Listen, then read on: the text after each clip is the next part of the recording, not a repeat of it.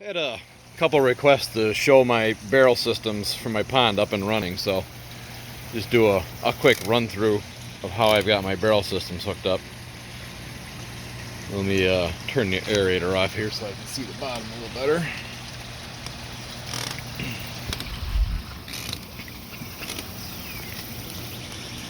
So I've got a retro bottom drain. I don't know if you'll be able to see it with the glare. Yeah, probably not. I've got a couple underwater videos where I actually show the bottom drain. The retro bottom drain made out of a stainless catering pan and bulkhead fitting, and pretty simple. But anyway, that runs over here where I've got a submersible pump. That's a leaf basket. Just a standard leaf basket that gets used on any pool filter. I run that leaf basket prior to my submersible pump, keeps all the garbage out of the pump, keeps the impeller clean. I clean that out every 2-3 days depending. You know, in the spring I do it every day because it's full of algae and leaves.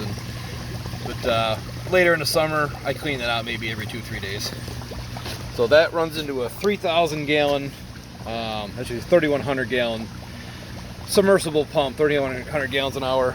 And that runs over here into my drum system. Let me take a walk around and I'll show you that actually up and running. Most recent question I had was on the single drum, but all the drums work the same. You can run 1 drum, 2 drums, 3 drums, 10 drums, whatever you want. They all run the same. So this is my first drum,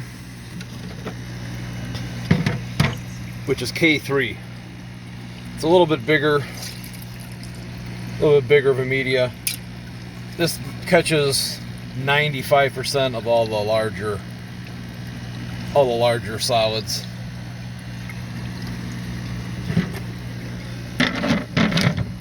That runs then over here, my second drum, which is a mixture, half and half, K1, K3. Same principle, works the same.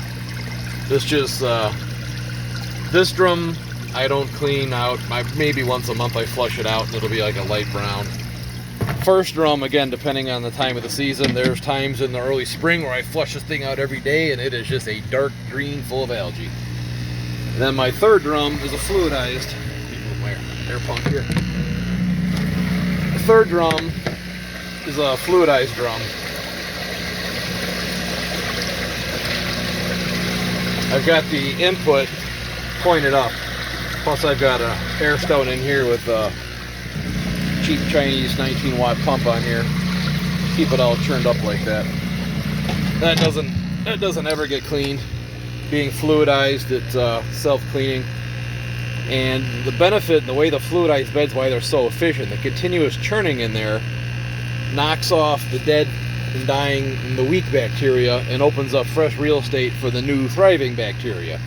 So it's not only self-cleaning as far as your solids and your pond waste is concerned, it's self-regenerating by always keeping fresh, live, healthy bacteria in there by knocking off the old stuff that passes along.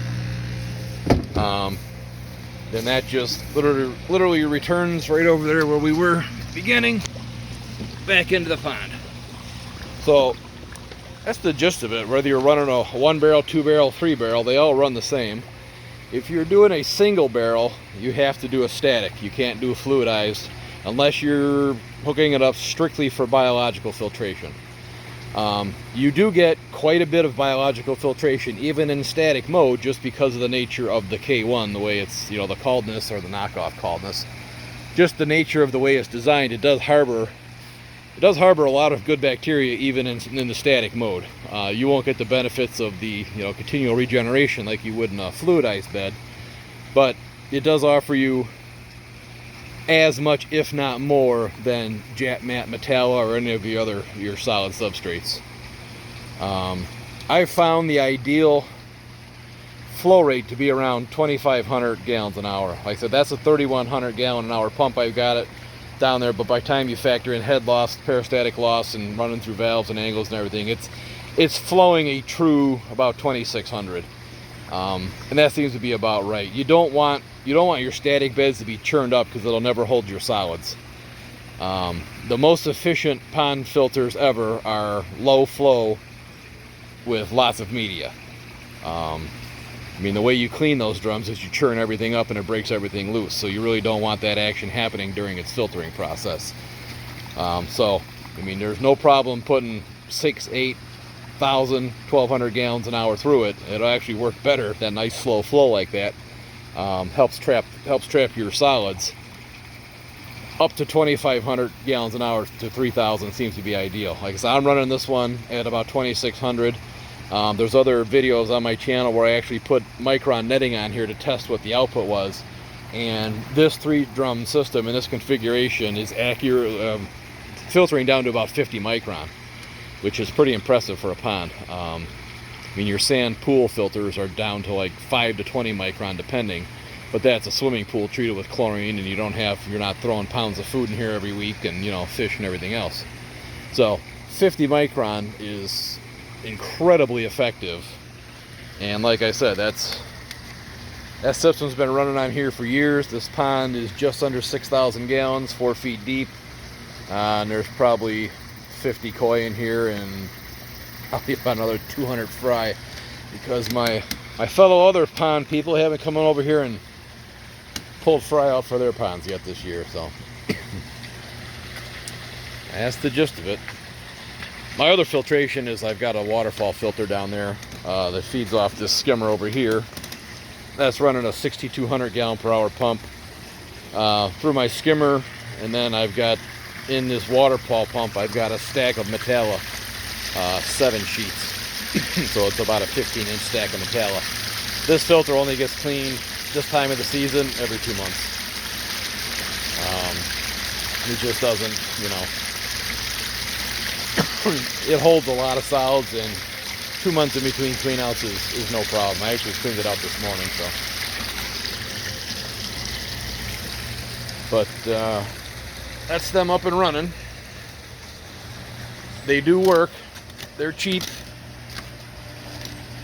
and really simple to build. I've got parts lists, videos, and whatnot. If you go through stuff on my channel, show you how to do it. And like always, if you got any questions, just ask. Later.